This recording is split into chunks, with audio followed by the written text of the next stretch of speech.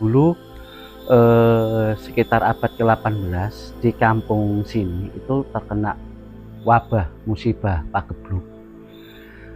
Musibah tersebut itu menyerang manusia, hewan peliharaan atau rojokoyo, dan tanaman pertanian.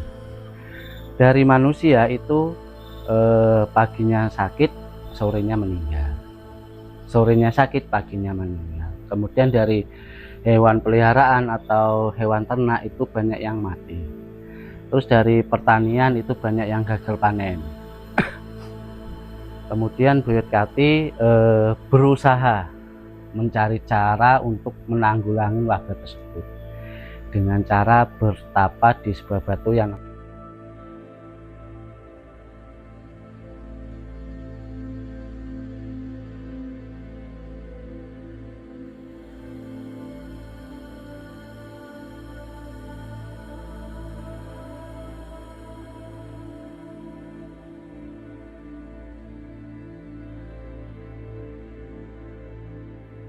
Oke ya, perjalanan demi perjalanan sudah kita lalui. Kita hari ini itu berada di Dusun Kerajaan, Desa Alas Malang, Kecamatan Singojuru, Kabupaten Banyuwangi. Dan di sini tuh ternyata ada tradisi unik sekali tentang tradisi kebuan yang mempunyai cerita sejarah dari sejarah lokal desa ini ya. Kita itu penasaran yang akhirnya datang ke sini untuk mencari tahu informasi tersebut. Nah, daripada kita penasaran, kita langsung saja ke lokasi. Nah, kita sudah mendapatkan narasumber. Seperti apa nanti? Saksikan terus hanya di Lensa Petualang. Oke, let's go.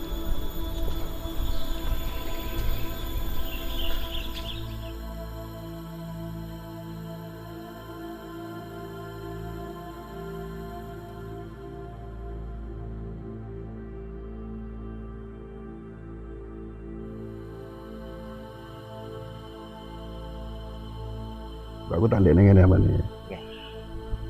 Baik pemirsa semuanya, saat ini saya berada di Dusun Kerajaan, Desa Alas Malang, Kecamatan Singojuru, Kabupaten Banyuwangi, Jawa Timur. Dan saat ini saya didampingi Mas Doni. Ya. Mas Doni ini selaku Ketua Karang Taruna atau Ketua Adat? Kalau saya selaku Ketua Lembaga Adat juga merangkap sebagai Ketua Panitia Ritual Adat Kebu-Kebuan. Ketua Ritual Adat Kebu-Kebuan. Kebu-Kebuan. Karena di desa ini sangat terkenal banget dengan tradisi kebu-kebuan ya Mas? Iya. Ada dua tradisi yang hampir serupa tapi tak sama. Yang di desa Alian itu namanya kebuan, dan yang di sini di desa Jenengan ini kebu-kebuan. Kebu-Kebuan. Nah, nanti bisa disampaikan sambil jalan atau gimana? Kebu-Kebuan juga ada lagi di Boyolangu. Boyolangu. Iya. Itu rangkaian daripada Puter Kayun. Puter Kayun. Iya. Gitu ya. Nanti bisa disepil sambil jalan Mas Doni ya. Oke, siap. Nah, saat ini kita akan mencoba mereview sebuah lokasi yang ada di tengah hutan sana, yang di sana ada makam keluarga, yaitu makam sesepuh atau leluhur desa ini. Iya. Dan juga ada petilasan yang sampai sekarang masih diuriri dan disakralkan. Iya. Yang lokasinya ada di dalam hutan sana. Iya. Ya Mas Doni, kita sambil jalan, nanti jenengan sambil cerita sambil jalan kita aja. Ya, siap.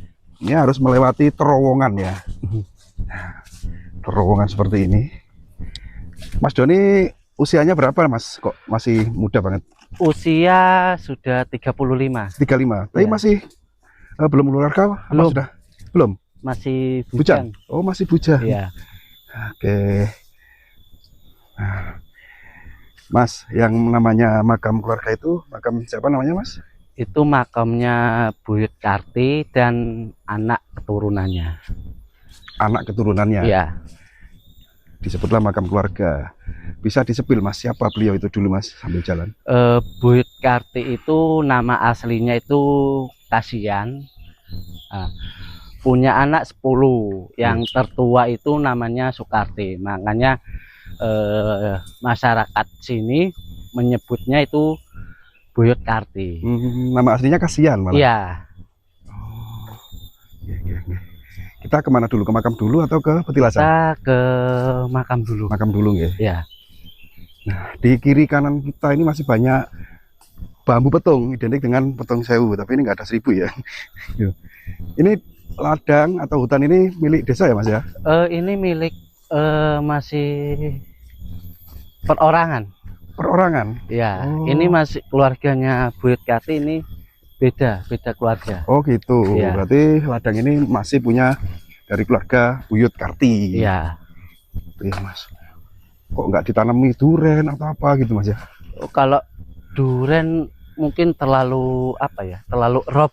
Oh gitu. Jadi untuk kemungkinan tumbuh normal itu sulit.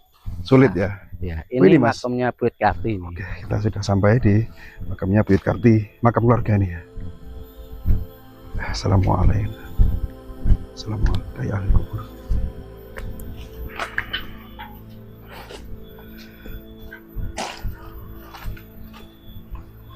Nah, ini makamnya Buyut Karti atau Buyut Kasihan. Yang ini makamnya Buyut Karti. Yang ini istrinya, terus yang ini keturunan anak-anaknya Buyut Paing sama Buyut Pon, juga ini sama, masih keturunan daripada Buyut Karti.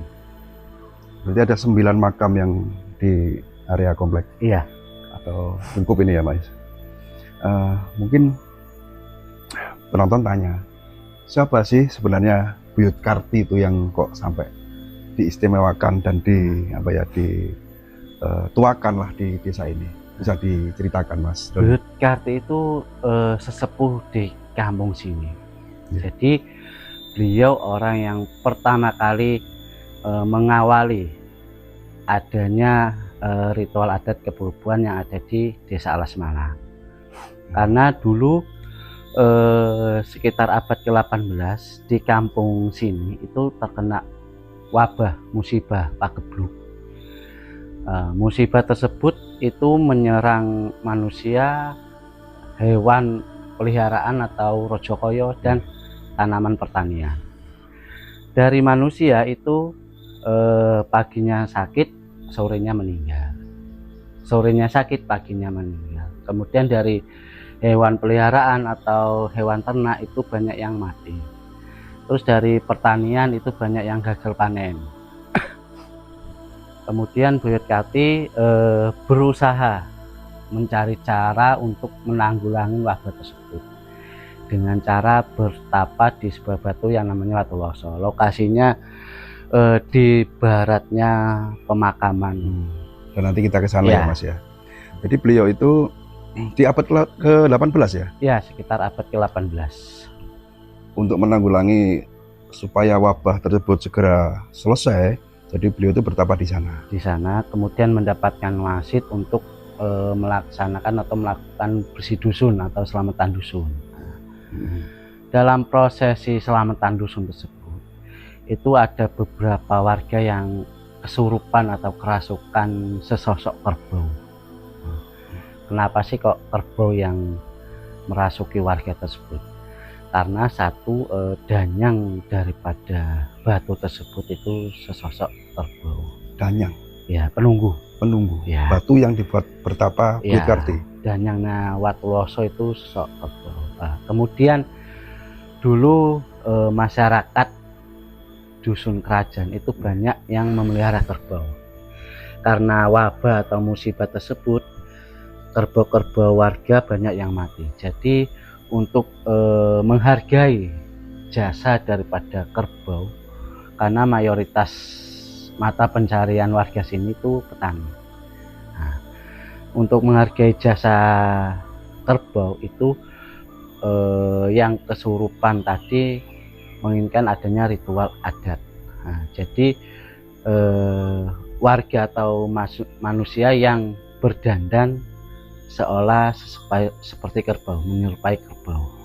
Nah, setelah prosesi selamatan dusun tersebut dilaksanakan, alhamdulillah wabah atau musibah tersebut berangsur-angsur hilang. Jadi setiap tanggal 10 Muharram atau 10 Suro itu warga masyarakat dusun kerajaan Desa Alas Malang itu melaksanakan selamatan dusun yang dirangkai dengan ritual adat kebubuan dengan maksud dan tujuan sebagai ungkapan rasa syukur masyarakat karena sudah diberikan kesehatan, keselamatan, rezeki, hasil yang melimpah, kemudian juga untuk nguri-nguri adat peninggalan leluhur, dan juga merupakan sebuah momentum mengguyupkan warga masyarakat karena di saat ritual adat kebubuan lah rasa keguyuban, kekompakan warga itu terlihat. Ya, di momen adanya kegiatan tersebut, semua satu desa beberapa dusun itu kumpul jadi satu gitu.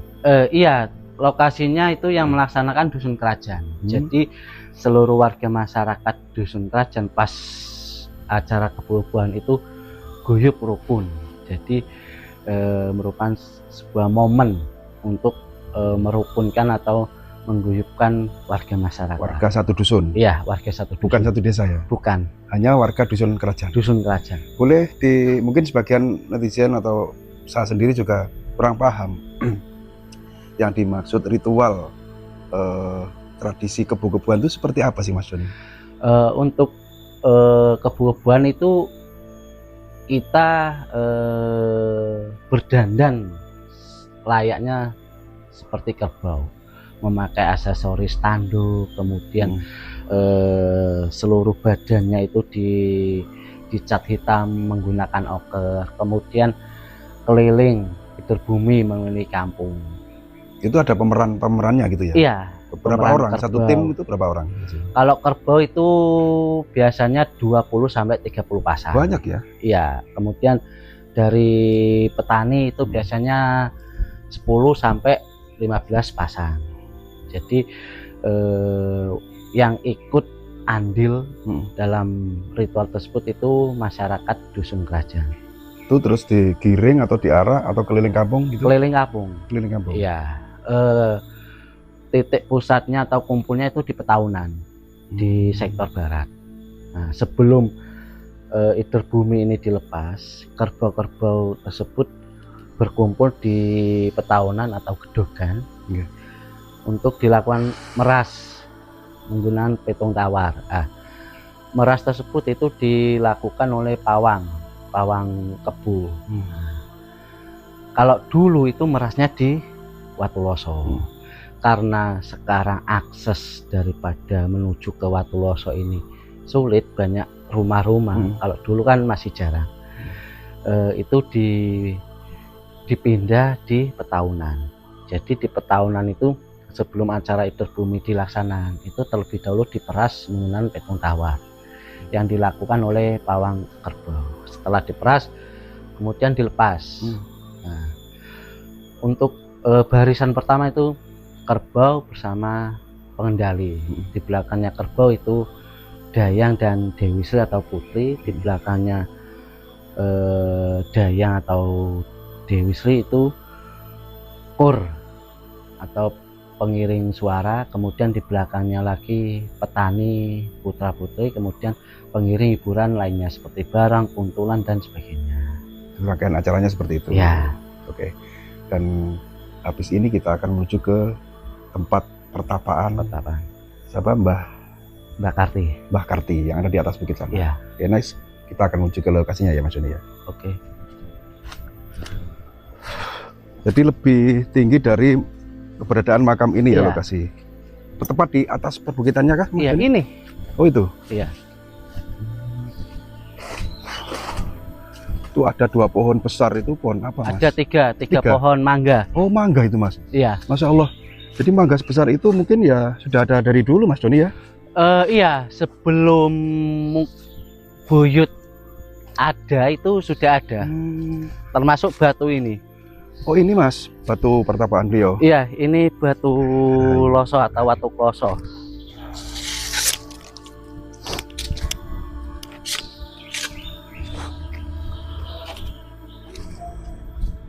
Batu kloso. Iya Mas, batu kloso. Watu loso. Watu loso. Loso itu bukan artinya kloso atau bukan? Kloso. Dari bentuk batunya memang datar, rata, dan ada seperti bantal. Bantal. Ini beliau dulu melakukan pertapaan di sini. Iya. Sampai Kemudian sampai mendapat apa namanya Mas Joni? pangsit atau petunjuk. Petunjuk tadi yang sampaikan. Iya. Gitu ya. Jadi tempat ini juga masih disakralkan. Disakralkan bagi masyarakat. Adakah cerita dari masyarakat sini ketika mendapat kelalaian atau gimana ya, lupa menguri-nguri atau ritual apa gitu tradisi desa sini? Iya. Yang Selain untuk acara ritual adat kebubuhan juga masyarakat kalau punya hajat, hajatan itu biasanya selamatan di sini, meminta apa ya, doa lantaran dannya atau penunggu sini supaya hajatannya tersebut diberikan kelancaran. Nah, bila mana tidak melakukan selamatan di sini, itu ada aja kejadian yang menimpa warga yang punya hajatan tersebut, entah itu hujan atau angin atau genset daripada hajatan tersebut tiba-tiba mati. Itu ada aja kejadian-kejadian, dan memang selalu seperti itu. iya. Makanya kan masyarakat sini apa ya, tidak berani untuk meninggalkan adat atau tradisi yang sudah ada sejak dulu. Tidak berani menyepelekan gitu ya. Menyepelekan. Ya, dan menurut panjenengan sendiri mungkin pernah mendengar suatu kejadian mistis di tempat ini, mungkin dialami warga sini atau dari kampung lain gitu Mas? Kalau kejadian-kejadian itu banyak. Contohnya Dari cerita-cerita warga, entah di sini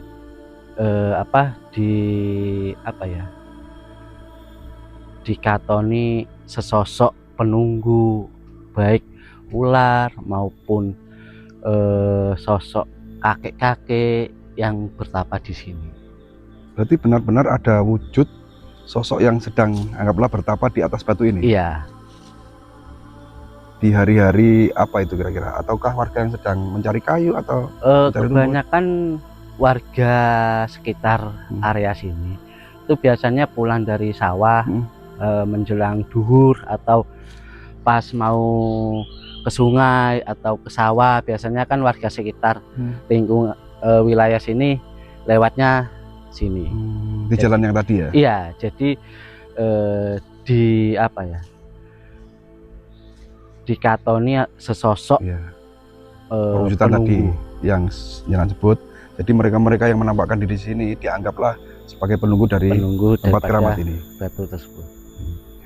Terus saya juga sempat mendengar ya, kita ngobrol di warung kopi, bahwa di desa ini ada 4 batu seperti ini yang juga disakralkan. Iya. Jadi di kampung atau di dusun kerajaan itu dipagari 4 batu. 4 batu tersebut berada di pojokan kampung. Di pojok-pojok gini? Iya. Kalau pusatnya itu di Watuloso, itu di pojok timur sama utara. Kalau Watu Gajah, Watu Nogo sama Watu Tumpeng itu di pojok timur selatan.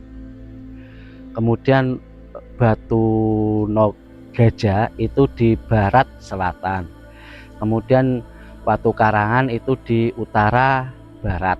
Jadi keempat batu tersebut ada di pojokan kampung. Dari keempat batu tersebut, apakah ada kaitannya dengan apa, Mbah Karti? Ada. Setiap menjelang kebu-kebuan, kita selamatan di sana, ngasih upah-upah atau suguh sama penunggu atau danyang batu tersebut, dengan harapan lewat lantaran penunggu-penunggu atau danyang tersebut, diharapkan acara pas kebu-kebuan itu diberikan kelancaran, kemudian nggak ada halangan satu apapun. Gitu ya tujuannya. Jadi tetap di samping batu ini, keempat batu yang lainnya atau ketiga batu yang lainnya, ya 3 ya? 4 ya, sama ini. Ya 4 sama ini toh? Ya. 3 batu yang lainnya juga masih uri-uri, diuri-uri, disakralkan kan gitu ya. disakralkan dan dijaga. Ada versi lain yang mengatakan bahwa desa Panjenengan ini desa yang sangat istimewa. Kenapa? Ya itu tadi, ada pagar dari wujudan batu yang jumlahnya 4. Setiap kali ada, anggaplah serangan dari luar, orang yang ingin berniat jahat atau berbuat jahat di kampung ini selalu gagal. Ya. Gitu. Kalau dari Panjenengan sendiri gimana? Contoh kecil aja. Itu ada kejadian, ada sekelompok Ya. ormas lah, Iya. ingin membuat kerusuhan di kampung sini. Itu dulu sama sesepuh di sini setelah Buyut Kati itu nggak bisa karena sudah dipagari lewat 4 batu. Nah, ormas tersebut atau kelompok tersebut ingin masuk ke sini itu nggak bisa karena terlihat seperti alas belukar. Jadi ormas atau kelompok tersebut ingin masuk ke sini nggak berani. Nggak jadi ya. Nggak jadi. Jadi di penglihatan mereka-mereka yang mau berbuat sesuatu di tempat ini atau di desa ini, Ya. itu selalu gagal. Karena melihat desa ini tidak ada rumah. Ya. Melihatnya hutan belantara gitu ya. Ya, kayaknya hutan belantara. Padahal di dalamnya ada perkampungan. Disesatkan gitu ya, Mas Doni ya. Oke. Sebuah desa yang sangat istimewa loh ini. Tidak semua orang bisa berbuat jahil gitu ya, Mas Doni ya. Terakhir Mas Doni, mungkin ada yang ingin jenengan sampaikan pesan atau kesan dari batu ini kah, atau dari makam kah, atau dari desa Panjenengan sendiri pun, atau dari kesenian yang jenengan kelola bersama warga desa sini? Untuk khususnya rekan-rekan remaja atau pemuda, mari kita jaga adat istiadat yang ada di Desa Alas Malang, karena kalau bukan kita siapa lagi yang nguri-nguri atau melestarikan budaya yang ada di desanya. Jadi harapan saya selaku pemuda juga ketua lembaga adat kebudayaan ingin mengajak seluruh masyarakat Alas Malang, khususnya Dusun Kerajaan, mari kita menjaga dan menguri-nguri budaya atau adat warisan leluhur supaya anak cucu kita bisa menikmatinya. Ya, sebagai bentuk atau sebagai upaya menghormati jasa-jasa para leluhur kita yang sudah berjuang untuk memperjuangkan kemakmuran desa sini ya.